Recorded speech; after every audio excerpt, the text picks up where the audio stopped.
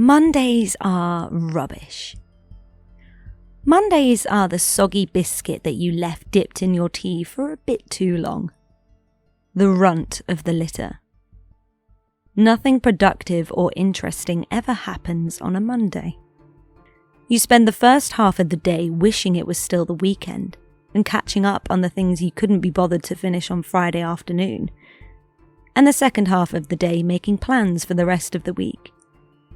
And Mondays in January?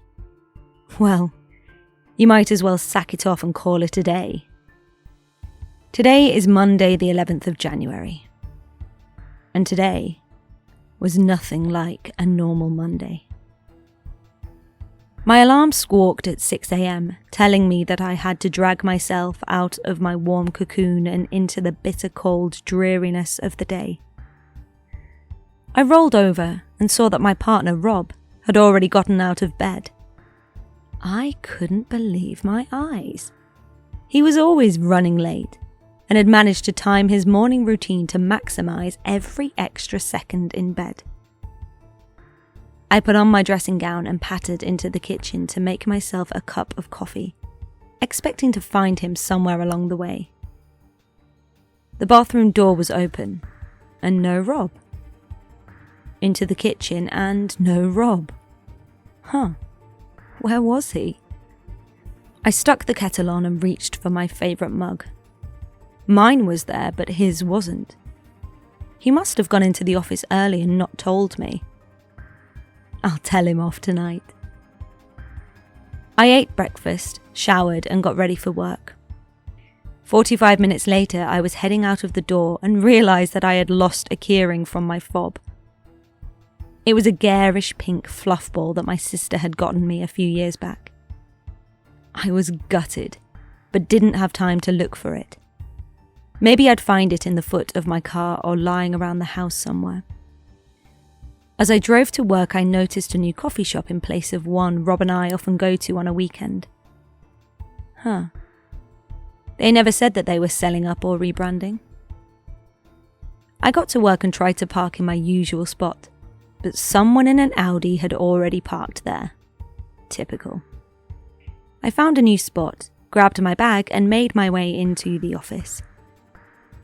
I smiled at the receptionist while trying to find my security key card for the turnstiles in my purse. But it wasn't there. I'd left it at home. Again. I let out a sigh of frustration and went over to the reception desk. Hi, Jane. I think I've left my key card at home again. I know, I'm an idiot.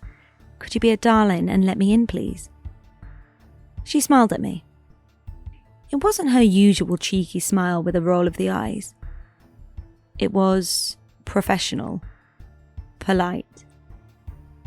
What department do you work for, ma'am? I recalled in confusion. Marketing? The same department I've been with for 3 years? Look, I'm sorry I left my card, but I am really late. Not your fault, not your problem, I know, but help me out here. She gave me a patronising smile. Could you take a seat, ma'am, and I'll be right with you? Please, Jane, I promise I'll be more careful with the card. Please just let me in. She was already on the phone holding up a finger for me to wait a moment. She pointed at the seating area. Fine. Be like that. Why does she always have to be like that? I sat down, properly grumpy now. Why was everything so weird this morning? A few moments later, 2 members of the security team were walking towards me. Mum, can we see some ID, please? ID? What for? Mum, we need to see some ID or we're going to have to ask you to leave. What was going on? Why were they treating me like this? Like I was, trespassing? I gave them my ID and took it to Jane at reception. Angry now, I followed them over and demanded to know what was going on. This was so unnecessary and a complete waste of time. One of the security guards stood next to Jane answered me. Ma'am, do you have an appointment here? An appointment? No, I work here. I've worked here for 3 years. Is this some kind of joke? The security guard gave me a peculiar look. He told me that I didn't work here, have never worked here, and I had to leave. Now, before they called the police. As I was escorted from the building, I got out my phone to call Rob, but his number wasn't in my phone book. What is happening? Why is everything so messed up? Am I being filmed for some hidden camera prank show?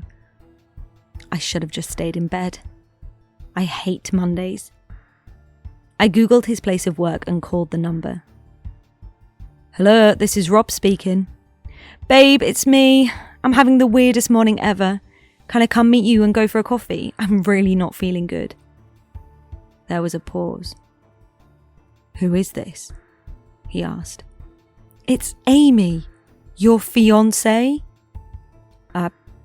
I think you got the wrong number, love. Rob, please, I really don't need you to take the mick right now. I don't know who you are, but I'm not your fiancée. I'm single. Please don't call this number again. The line went dead.